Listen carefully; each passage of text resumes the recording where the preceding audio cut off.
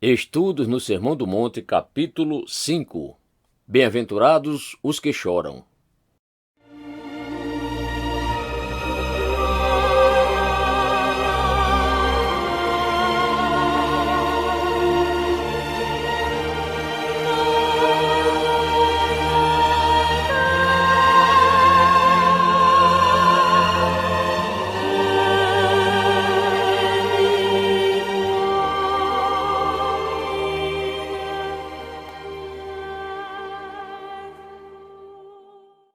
Chegamos agora a uma consideração da segunda das bem-aventuranças. Bem-aventurados, isto é, felizes, os que choram, porque serão consolados. Mateus 5, verso 4. Essa, tal como a primeira das bem-aventuranças, destaca-se de imediato, caracterizando o crente como alguém inteiramente diferente daquele que não é crente, daquele que pertence a este mundo. De fato, o mundo consideraria tal declaração, e assim efetivamente o faz, como inteiramente ridícula. Felizes são aqueles que choram. Aquilo que o mundo mais procura evitar é a necessidade de chorar. Toda a sua organização estriba-se sobre a suposição que chorar é algo que deve ser evitado. A filosofia do mundo estipula o seguinte: esqueça-se das suas dificuldades, volte as costas para elas e faça tudo quanto estiver ao seu alcance para não ter de enfrentá-las. O mundo opina: as coisas já são bastante ruins para que a gente ainda fique procurando tribulações. Assim sendo, seja tão feliz quanto lhe for possível. A organização da vida em todos os seus aspectos, a mania pelos prazeres, a busca pelo dinheiro, a energia e o entusiasmo despendidos na tentativa de entreter as pessoas, são apenas outras tantas expressões do grande alvo do mundo, isto é, evitar essa ideia da necessidade de chorar, essa atitude de quem se lamenta. Não obstante, diz o Evangelho, felizes os que choram. Verdadeiramente, esses são os únicos que são felizes. Se examinarmos o trecho paralelo a este, no 6º capítulo de Lucas, veremos que essa bem-aventurança foi vertida em palavras ainda mais incisivas, porquanto ali é empregada a forma negativa. Ai de vós, os que agora rides, porque haveis de lamentar e chorar. Essa afirmativa condena aquelas risotas, aquela jovialidade e felicidade aparentes que os homens deste mundo exibem, proferindo um ai contra os mesmos. Por outra parte, promete bênção, felicidade, alegria e paz àqueles que choram. Essas declarações preliminares, portanto, por se referirem aos crentes, obviamente, revestem-se de capital importância. Uma vez mais, torna-se evidente que encontramos aqui algo inteiramente espiritual em seu significado. Nosso Senhor não disse que aqueles que choram por motivo de alguma tristeza é que são felizes, como se esse chorar fosse um sentimento de pesar devido à perda de algum ente querido. Não, mas está em pauta a tristeza espiritualmente provocada. Da mesma maneira que a humildade de espírito não tem qualquer ligação com questões financeiras, visto tratar-se de uma atitude inteiramente espiritual, novamente temos aqui uma qualidade espiritual, ao qual nada tem a ver com a nossa vida natural neste mundo.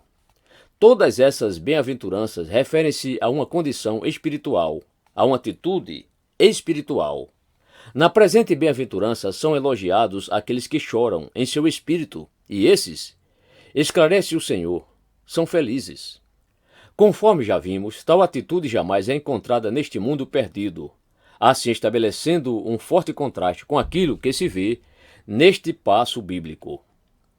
Uma vez mais, entretanto, sou constrangido a dizer que isso é algo que não está em evidência na igreja moderna, como sucedia no passado, ou como pode ser observado nas páginas do Novo Testamento. Em certo sentido, conforme eu já havia dito, essa é, realmente, a nossa principal razão para considerarmos com seriedade este Sermão do Monte.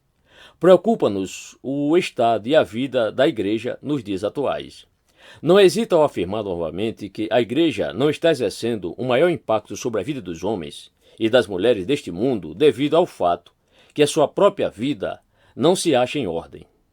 Para mim, nada existe de mais trágico ou míope ou carente de discernimento do que a suposição, por tantos embalada, de que a própria igreja vai bem e que tudo quanto lhe compete fazer é evangelizar o mundo fora da igreja. Cada reavivamento novo prova claramente que aqueles que estão fora da igreja sempre são atraídos pelo cristianismo, quando a igreja realmente começa a funcionar como a igreja de Cristo, e quando os próprios crentes, como indivíduos, aproximam-se da descrição que aqui encontramos, isto é, nas bem-aventuranças. Destarte, devemos começar por nós mesmos, a fim de notarmos por qual razão, desafortunadamente, essa descrição do crente como alguém que chora faz-nos sentir que, de uma maneira ou de outra, essa atitude não se evidencia tanto na igreja atual, conforme já se verificou em épocas passadas. A explicação desse fato é bastante óbvia. Em parte, trata-se da reação contra um falso puritanismo.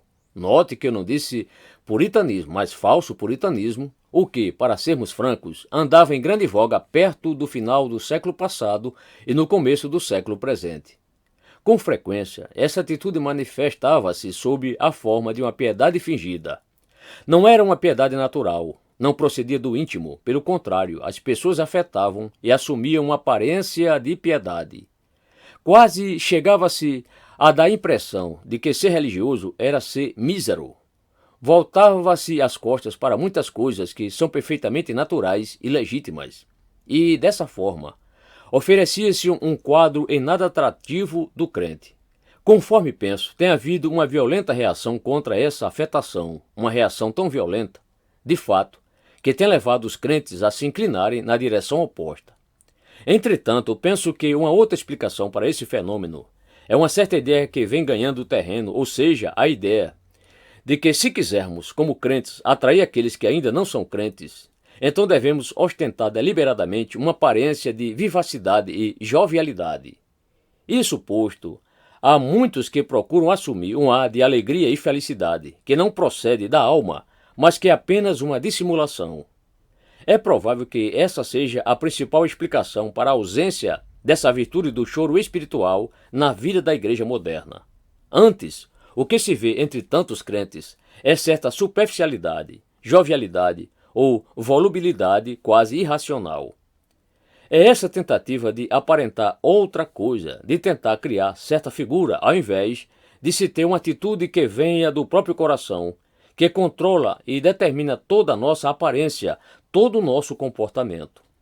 Algumas vezes, todavia, penso que a explicação definitiva para tudo isso é algo ainda mais profundo e sério. Não posso evitar a sensação de que a explicação final para o estado da igreja moderna é um defeituoso senso de pecado, bem como uma distorcida doutrina do pecado. Paralelamente a isso, é claro, há o fracasso de não se compreender corretamente a natureza da alegria cristã. Por conseguinte, encontramos aí um duplo equívoco. Não há mais aquela real e profunda convicção de pecado, conforme via-se antigamente, e, por outra parte, manifesta-se aquele conceito superficial de júbilo e felicidade, que é completamente diverso daquilo que lemos no Novo Testamento. Assim sendo, essa doutrina defeituosa do pecado e essa ideia superficial da alegria, operando juntamente, produziram entre nós um tipo de crente superficial, uma forma de vida cristã extremamente inadequada. Ora, como é óbvio, tudo isso é deveras importante, sobretudo no que concerne à questão de evangelização. Não é de surpreender que a igreja esteja falhando em sua missão, uma vez que é assim defeituoso e inadequado o seu duplo conceito de pecado e de alegria. Segue-se daí que grande parte do evangelismo efetuado odiernamente, sem importar se organizado em grande ou em pequena escala, a despeito de tudo quanto está sendo dito em seu favor, em termos de estatísticas e resultados numéricos, obviamente, não está afetando profundamente a vida da igreja. Realmente, os próprios dados estatísticos mostram-nos que está ocorrendo grave derrota nesses campos de atividade. Por esse motivo, esse é um assunto fundamental para considerarmos. Essa é a razão pela qual é tão importante que nos aproximemos da questão em consonância com os termos do Sermão do Monte, o qual começa dissertando sobre pontos negativos. Precisamos ser humildes de espírito, antes de começarmos a ser cheios do Espírito Santo. O negativo precede o positivo. E temos aqui, novamente, um outro exemplo precisamente do mesmo fenômeno. É necessário que a convicção de pecado anteceda a conversão, pois o real senso do pecado precisa manifestar-se antes que haja real alegria na salvação. Ora, isso faz parte da essência mesma do Evangelho. Inúmeras são as pessoas que passam a vida inteira procurando encontrar a alegria cristã. Afirmam elas que dariam o mundo inteiro se, ao menos, pudesse achá-la, ou se pudessem ser como outras pessoas que já possuem essa alegria. Pois bem, sugiro que, em 99% dos casos, essa é a explicação para o fracasso. As pessoas não têm compreendido que precisam ser convencidas do pecado antes que possam experimentar alegria. Elas não apreciam a doutrina bíblica do pecado, repelem-na intensamente e levantam objeções contra a pregação da mesma. Querem alegria independentemente da convicção de pecado. Mas isso é algo simplesmente impossível. Tal coisa jamais poderá tornar-se realidade. Aqueles que tiverem de converter-se, tornando-se verdadeiramente felizes e bem-aventurados, são aqueles que, antes de tudo, se lamentam chorando. A convicção é uma medida preliminar e essencial, a fim de que haja verdadeira conversão da alma. Reveste-se da maior importância, pois, que saibamos exatamente o que nosso Senhor quis dizer quando asseverou: bem-aventurados que choram.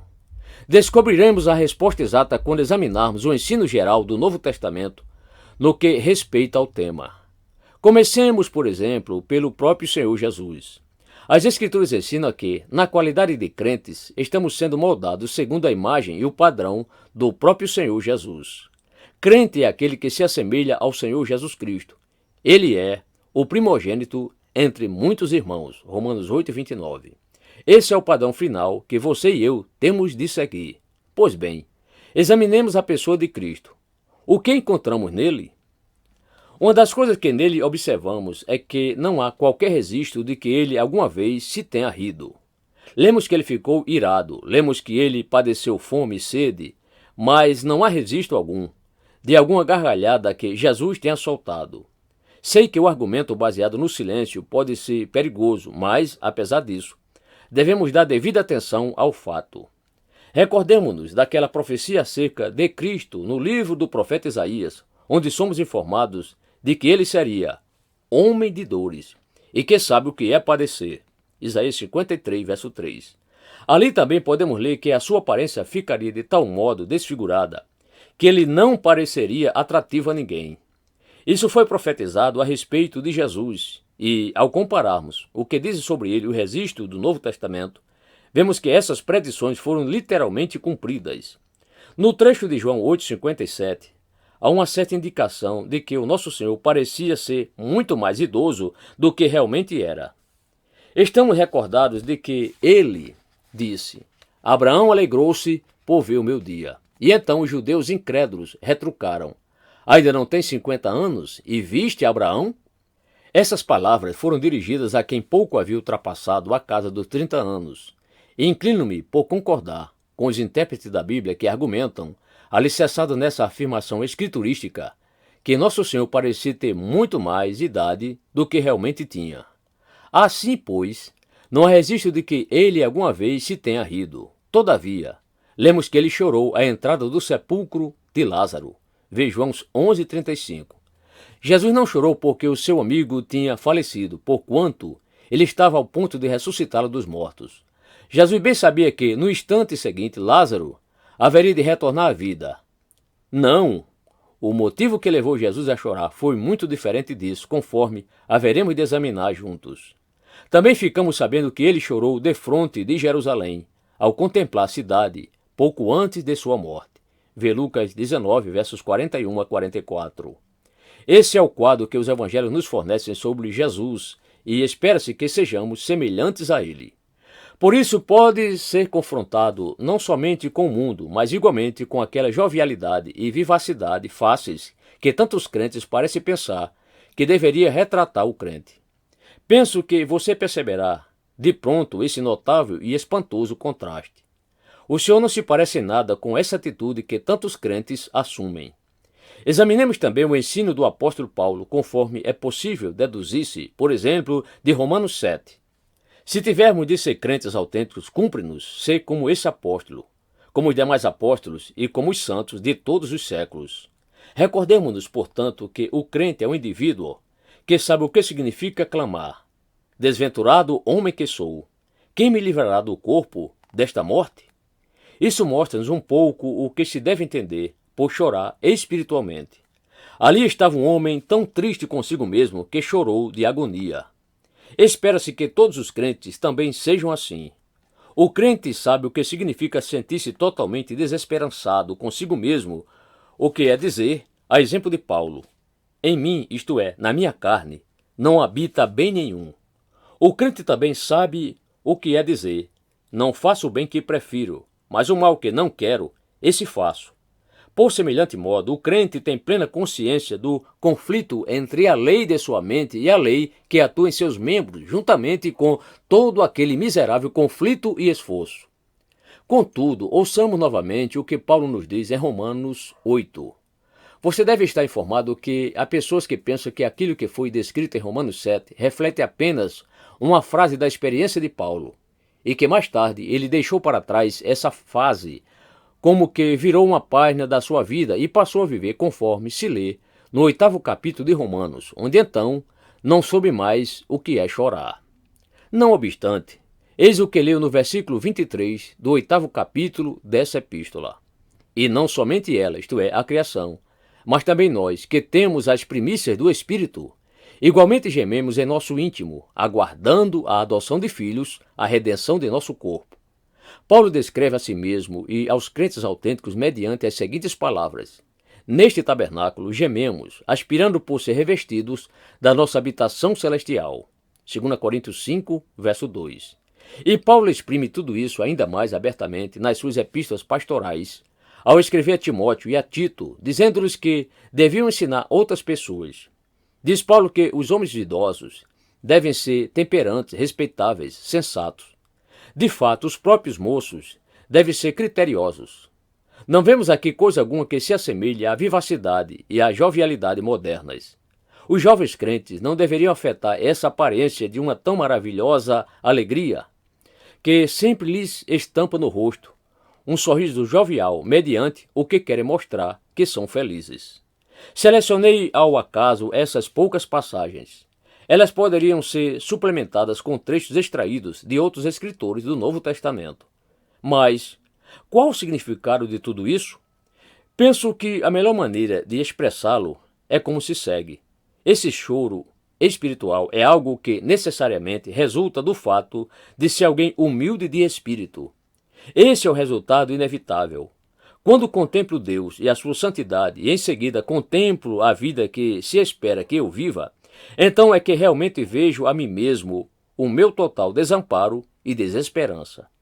Ora, isso desvenda para mim a minha qualidade de espírito e imediatamente isso me entristece.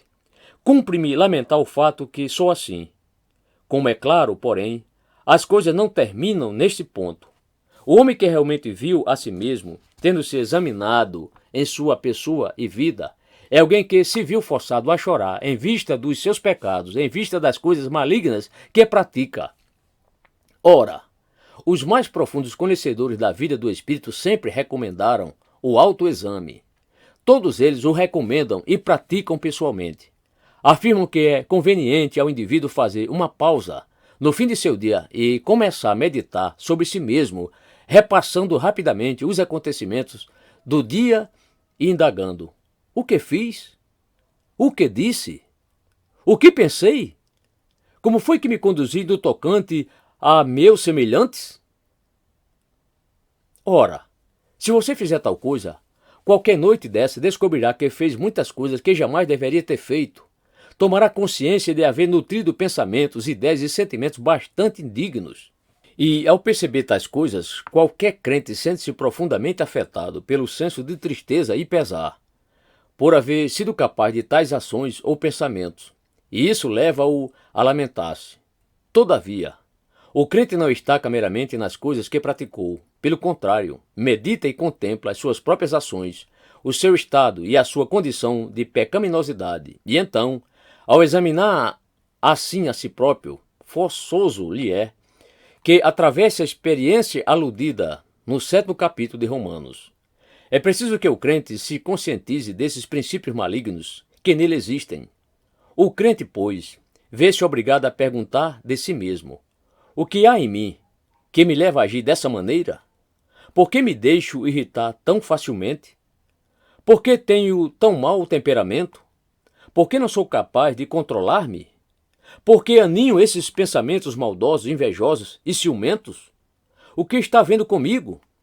Destarte. O crente descobre o conflito em seus próprios membros e termina por abominar a sua condição, chorando por causa dela. É algo inevitável. Ora, isso não é nenhum esforço da imaginação, mas é uma experiência real, que corresponde à realidade. É um teste deveras radical. Se eu objetar a esse ensino, tal objeção significará somente que eu não me lamento, e disso seguir-se-á que eu não posso ser contado entre aqueles que nosso Senhor chamou de bem-aventurados.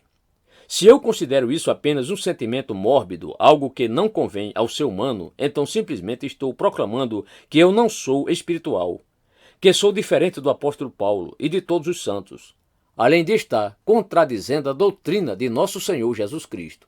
Não obstante, se eu lamento em face desses desfeitos, então estou realmente chorando no sentido espiritual. Contudo, o crente não para nem mesmo aí. Aquele que é crente verdadeiro também chora por causa dos pecados alheios. O crente não cessa ao fazer considerações sobre si mesmo, mas enxerga as mesmas misérias em outras pessoas. O crente preocupa-se por causa do estado da sociedade e do mundo e, quando lê os jornais, não está diante daquilo de que tomou conhecimento, e nem meramente exprime o seu desgosto diante do estado das coisas.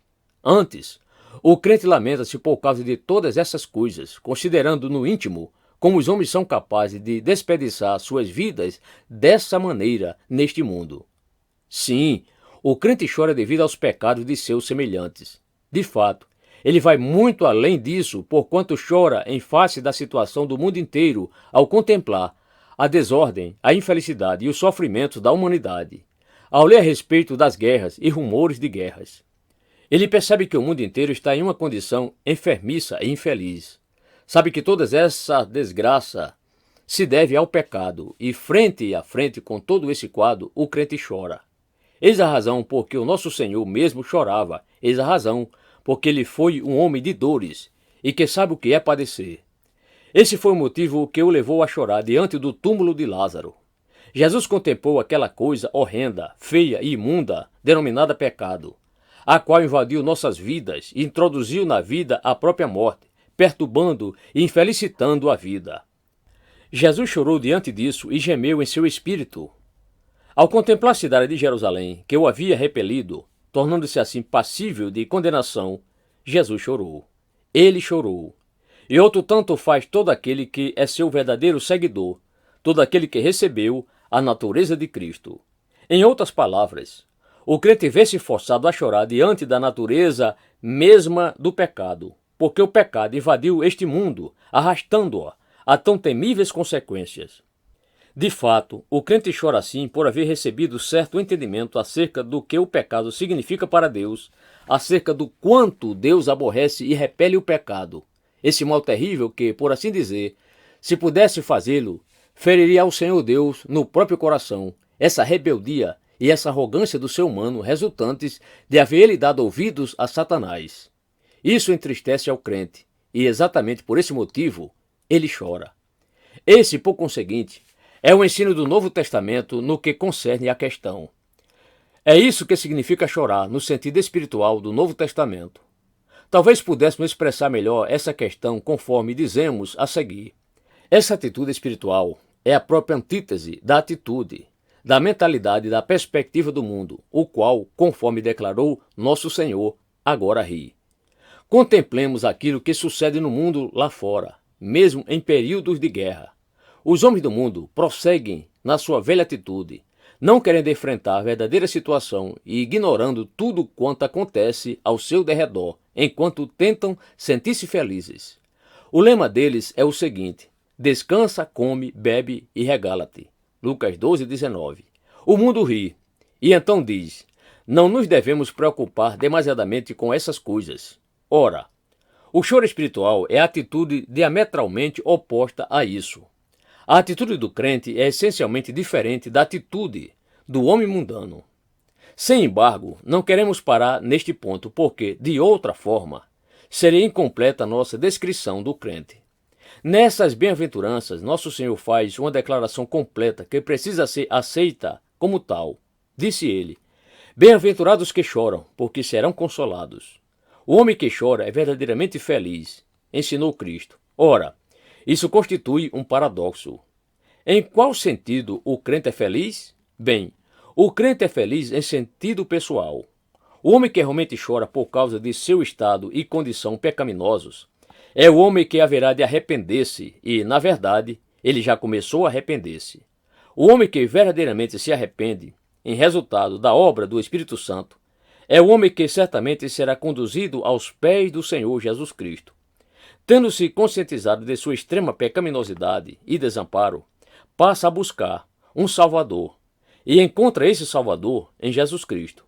Ninguém pode realmente conhecer a Cristo como seu Salvador e Redentor pessoal, a menos que primeiramente saiba o que significa chorar espiritualmente.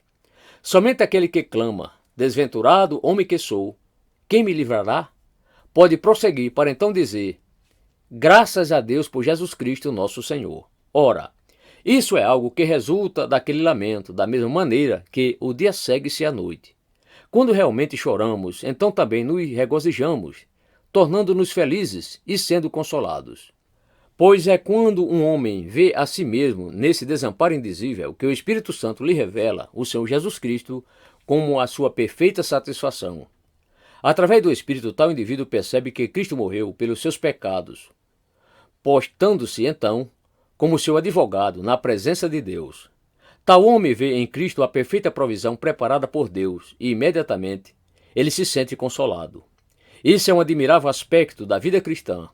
A nossa mais profunda tristeza leva-nos ao regozijo, porquanto sem tristeza não pode haver regozijo. Todavia, isso não ocorre somente por ocasião da conversão. Antes, é algo que continua durante toda a vida do crente. O crente enxerga a si mesmo como alguém culpado de pecado e, a princípio, isso o rebaixa e impele-o a lamentar-se. Por sua vez, isso o fala voltar-se novamente para Cristo. E no momento em que ele se volta para Cristo, sua paz e sua felicidade retornam, e ele é consolado. Essa é uma condição que se cumpre sem tardança. O indivíduo que verdadeiramente chora é consolado e sente-se feliz, e a vida cristã é passada dessa maneira entre o choro e a alegria, entre a tristeza e a felicidade. Uma dessas atitudes deveria prontamente nos conduzir a outra. Contudo, ao crente não é oferecido somente esse consolo imediato.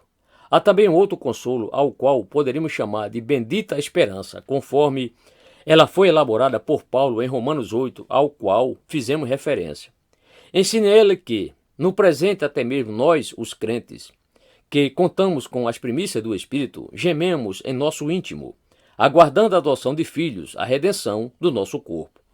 E o apóstolo prossegue, porque na esperança fomos salvos, confiando que os sofrimentos do tempo presente não são para comparar com a glória por vir a ser revelada em nós.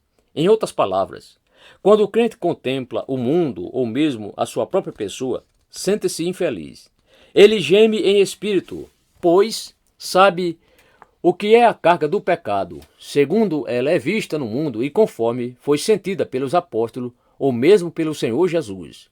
Mas logo em seguida o crente sente-se consolado. Ele sabe que é uma glória vindoura, ele sabe que raiará um dia em que Cristo retornará, e no qual o pecado será banido da face da terra. Então haverá novos céus e nova terra, nos quais habita a justiça. 2 Pedro 3, verso 13. Ó bendita esperança! Bem-aventurados que choram, porque serão consolados. Por outro lado, que esperança pode ter um indivíduo que não acredita nessas realidades? Que esperança pode embalar o homem que não é crente? Olhe para o mundo ao seu redor e considere, leia os jornais. O que você pode aproveitar dali?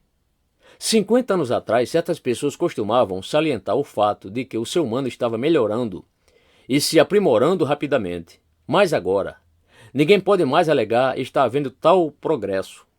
Ninguém pode depender da educação, ninguém pode depender das Nações Unidas, da mesma maneira que, anteriormente, não se podia depender da Liga das Nações.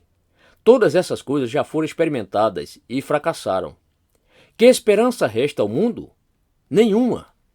Para o mundo não há agora qualquer consolo, porém, para o crente, que se lamenta em face do pecado e do estado do mundo, há o seguinte consolo, o consolo da bendita esperança, o consolo da glória vindoura. Por essa razão, mesmo neste mundo, embora gemendo, o crente também é feliz, por causa da esperança que rebrilha no seu horizonte. Ele tem esperança final na eternidade. Naquele estado eterno, seremos total e inteiramente bem-aventurados, nada havendo para nos desfigurar a vida, nada havendo para detratar a nossa vida, nada havendo para estragá-la. Tristeza e suspiros não mais existirão. Todas as lágrimas terão sido enxutas, e haveremos de aquecer-nos para sempre sob a luz do sol eterno, experimentando um regozijo e uma ventura e glória sem mistura e sem jaça. Bem-aventurados que choram, porque serão consolados. Quanta verdade há nessa declaração! A menos que saibamos disso, nem crentes somos. Porém, se somos crentes, então temos a certeza dessa realidade. Temos a alegria de saber que nossos pecados foram perdoados. Temos a satisfação de ter recebido a reconciliação com Deus. Temos o júbilo de saber que Deus nos conduzirá até Ele, mesmo que porventura dele nos desviemos. Temos a alegria e a expectação da glória que nos foi proposta, e temos o regozijo que se deriva da antecipação do estado eterno. Procuremos assim sendo, definir o homem que chora. Que tipo de homem é ele? Ele é um homem triste, mas não melancólico. É um homem triste, mas não se sente um miserável. É um homem sério, mas não taciturno. É um homem sóbrio, mas não sombrio. É um homem grave, mas que nunca se mostra frio ou distante. Juntamente com a sua gravidade, há também calor e força de atração. Em outras palavras, esse homem mostra-se constantemente sério. Todavia, ele não precisa fingir seriedade. O crente nunca é um indivíduo que finge ser ou triste ou jovial. Não, mas é uma pessoa que leva a vida a sério. Ele contempla a vida espiritualmente e vê na vida o pecado e os seus efeitos perniciosos. O crente é um homem sério e sóbrio. Sua aparência sempre é a de um homem compenetrado e bem equilibrado. Ele sempre encara as coisas com seriedade, mas, devido à sua visão, à sua compreensão da realidade, o crente também goza de uma alegria indizível e cheia de glória. 1 Pedro 1, verso 8. Portanto, ele se assemelha ao apóstolo Paulo, o qual gemia no íntimo, mas, no entanto, sentia-se feliz por haver experimentado o Cristo e por haver saboreado a glória futura. O crente não é uma pessoa superficial sob hipótese alguma. Pelo contrário, é alguém fundamentalmente sério e fundamentalmente feliz. Como você deve estar percebendo, a alegria do crente consiste em um júbilo santo, e a felicidade do crente consiste em uma bem-aventurança séria. Nada existe no crente que se pareça com alguma aparência superficial de felicidade ou alegria. Não e não. Antes, o crente usufrui de uma alegria solene, de uma alegria santa, de uma felicidade séria. Isso posto, embora grave, sóbrio e sério, o crente jamais mostra ser uma pessoa indiferente para com os seus semelhantes. Bem ao contrário, ele é como o próprio Senhor Jesus, o qual gemia e chorava, mas não obstante suportou a cruz e desprezou a ignomínia em troca da alegria que lhe estava proposta. Hebreus 12, verso 2. Esse é o homem que chora, esse é o crente. Esse é o tipo de crente que a igreja viu nos séculos passados, quando a doutrina do pecado era pregada e ressaltada, quando os homens não eram meramente exortados a tomar alguma decisão repentina. Uma doutrina profunda do pecado, uma elevada doutrina da alegria cristã, e então a combinação dessas duas doutrinas produzem esse homem abençoado e feliz, o qual chora. É verdade, mas que, paralelamente a isso, é consolado. A maneira certa de se experimentar isso, como é lógico, consiste em se ler as Escrituras, em se estudar e meditar a respeito delas, em se orar a Deus para que o seu Espírito revele-nos o pecado que há em nós e então para que ele nos revele o Senhor Jesus Cristo em toda a sua plenitude. Bem-aventurados que choram, porque serão consolados.